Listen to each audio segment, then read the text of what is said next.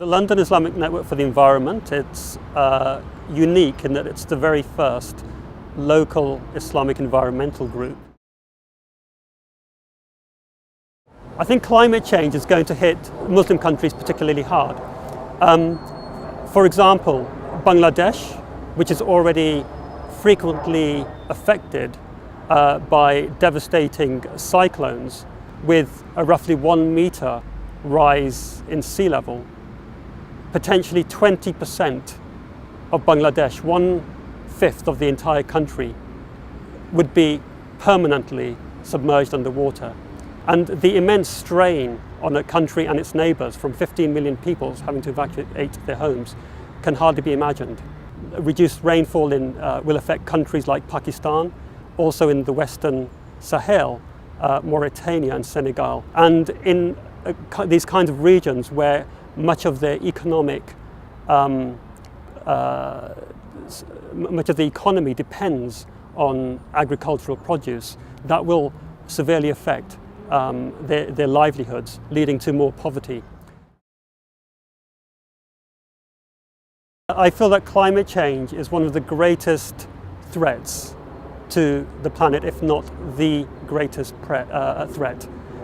Islam asks of its followers to be the Khalifa, the guardians, God's representatives on this beautiful earth that we inhabit. For us not to take up this role, I think, would be a deviation from the true Islamic teachings, and it's therefore a necessity for Muslims and for Muslim leaders to do so.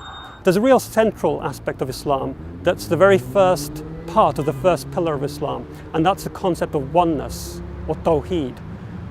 The concept of unity, that everything that exists comes from one source, and in coming from one source, it together reflects that oneness.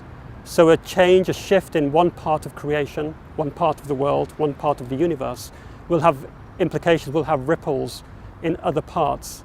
And those ripples may not be in the one time frame, it may be generations later, which is what we're seeing with climate change, where there's an intergenerational injustice that is in fact taking root.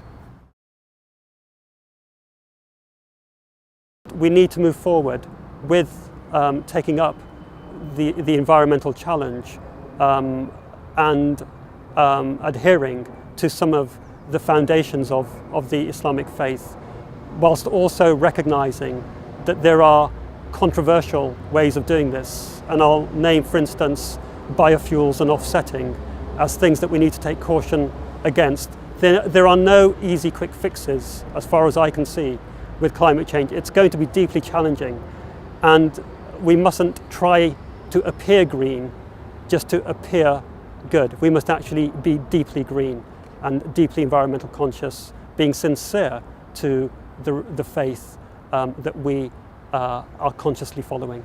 I think for Muslims to get more involved and learn more about the issues, there are plenty of environmental organizations that are there. There is WDM, there are others as well. And I would suggest that if, for instance, there's a Muslim organization, that it might consider liaising with these organizations and engaging in joint events, listening to what these organizations have to say, considering the Islamic implications of what these organizations have to say. There's also, of course, LINE, the London Islamic Network for the Environment, the organization I'm with. Essentially, it's about building relationships, learning from one another. I think we can all learn and teach each other, and not to take that, not to maximize that potential, I think would be something that would be a huge loss.